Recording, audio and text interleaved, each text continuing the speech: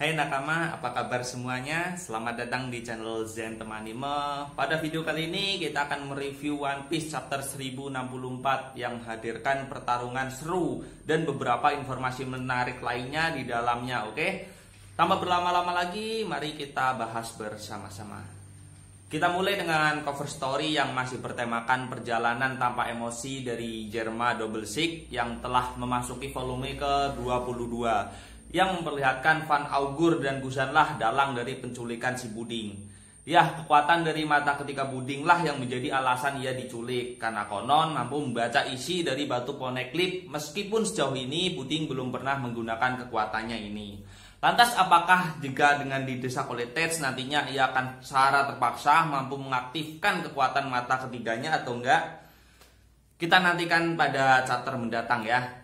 Memang sudah sejak lama kita tidak melihat pergerakan atau pertarungan, dan baru-baru ini Tetz telah melakukan banyak misi, dimulai dari mengambil kekuatan buah iblis Hancock meskipun gagal, dan sebagai gantinya ia malah menculik Kapten Kobe. Lalu ia mengutus Van Augur dan Gusan untuk mencuri Puding dikarenakan Big Mom telah tumbang. Tentu hal ini memudahkan mereka untuk melancarkan aksinya. Dan yang lagi hangat sekarang ini adalah pertarungannya melawan Law untuk merebut salinan Poneglyph. Pertarungan Tetz versus Law ini berlangsung cukup seru ya. Tetz yang sempat meremehkan kekuatan Law harus merasakan serangan kejut yang disebut sebagai serangan shockwave. Ini merupakan salah satu bentuk serangan awakening-nya punya Law ya, yang membuat pedangnya memanjang menancapkan pedangnya ke tubuh lawan. Serangan ini memang tidak melukai bagian luar tubuh lawannya seperti pedang pada umumnya, tetapi serangan ini akan merusak organ bagian dalam tubuh lawannya. Hal ini yang dirasakan oleh Tetz, yang bahkan dia sampai memuntahkan darah. Untungnya Tetz saat itu langsung diselamatkan oleh Van Augur dengan kekuatan teleportasi yang seketika langsung memindahkan posisi kaptennya. Van Augur sempat merosting Tetz di sini karena melakukan penyergapan tanpa persiapan yang matang terlebih dahulu. Bahkan setelah serangan tersebut, Van Augur sebenarnya memilih untuk mundur mengingat Law terlalu berbahaya untuk mereka lawan. Tetapi Tetz yang seorang Yonko ya, dia tentu malu jika harus mundur. Maka dari itu ia memutuskan untuk terus bertarung. Nah, sejak saat dulu kita udah tahu ya, bajak laut si Tetz ini memang licik, termasuk krunya. Di sini secara diam-diam Van Augur mencoba menembak Law saat dia lengah. Namun Beppo dengan jeli langsung menyadari hal ini dan meminta Jin untuk melindunginya. Ya, walaupun secara kekuatan kru Law ini tidak seberapa ya dibanding komandan Tetz, namun mereka cukup berguna untuk melindungi kaptennya. Nah, sejak terkena serangan si Awakening Law ini, kami rasa Tetz mulai serius untuk bertarung melawan Law. Semoga saja di chapter mendatang kita akan menyaksikan pertarungan yang lebih gila lagi dari mereka berdua ini ya. Setelah berhasil diculik, maka Puding dikurung di kapal bajak laut Kurohige. Seperti yang kami bahas tadi ya, rencana Puding diculik adalah untuk membaca isi dari Poneglyph.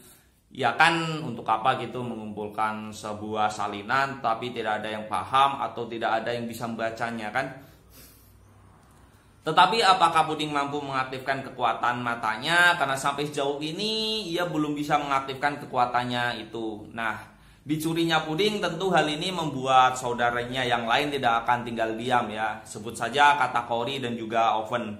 Jika telah selamat dari pengaruh hallucination Caesar di chapter-chapter sebelumnya, maka besar kemungkinan mereka tidak akan mengejar Germa Double Six lagi, tetapi akan lebih memilih untuk menyelamatkan Puding. Nah, di sisi lain kita juga diperlihatkan ada mata-mata yang melaporkan pertempuran di Pulau Winner. Lantas siapakah dia? Apakah Gusan? Atau ada yang lainnya? Di chapter kali ini kita juga cukup puas melihat ekspresi Akainu yang kesal akan posisinya yang malah membuat gerakannya ini sangat terbatas ya. Mampus dia nyolot jadi Fleet Admiral sih. Oke, panel berganti ya. Pada akhirnya di chapter ini Luffy dan lainnya berhasil lolos dari kejaran Pacifita dengan cara mengubah usia mereka menggunakan kekuatan si Bonnie. Hal ini dilakukan agar Pacifita tidak mengenali mereka lagi. Lalu ada hal menarik yang disampaikan oleh Jinbe mengenai masa lalu si Kuma. Jika dulunya Kuma ini adalah mantan Raja Sorbet ya, yang jahat. Oleh karena kejahatannya maka ia diusir lalu menjadi bajak laut.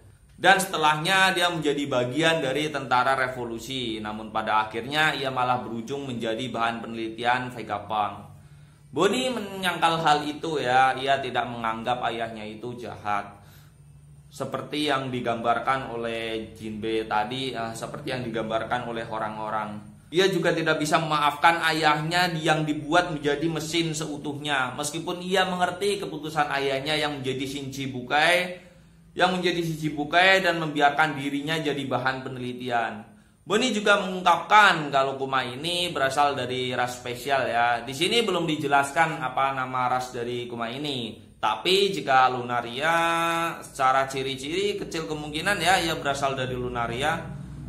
Tapi kami yakin ini nama ras baru yang belum ada sensei sebutkan, yaitu nama ras yang Kuma miliki saat ini.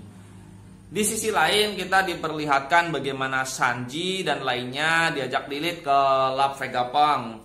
Namun Zoro dan Brook memilih untuk menetap di kapal karena selain menjaga kapal, Zoro tidak sepenuhnya percaya ya dengan Vegapunk ini.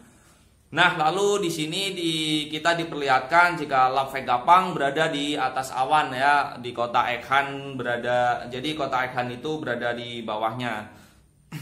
Yang unik adalah awan di sana ini bisa diinjak-injak layaknya daratan karena awan-awan di sana ini telah diubah kepadatannya. Hal ini mirip dengan Pulau Skypia, dan di akhir chapter ini kita diperlihatkan sebuah percakapan yang cukup mengejutkan, yang mana pada Pang 01 yang bernama Shaka menghubungi Dragon yang mengatakan jika Vegapunk akan segera mati di sini. Dragon sempat terkejut, lalu Pang 01 akan mengungkapkan sebuah rahasia. Nah, di sini ada dua hal yang menjadi perhatian kami. Pertama, Vegapunk ini beraliansi dengan kelompok revolusi atau bahkan ia adalah bagian dari tentara revolusi. Dan yang kedua, Vegapunk akan mengungkapkan sesuatu yang mana informasi ini dibilang sangat penting.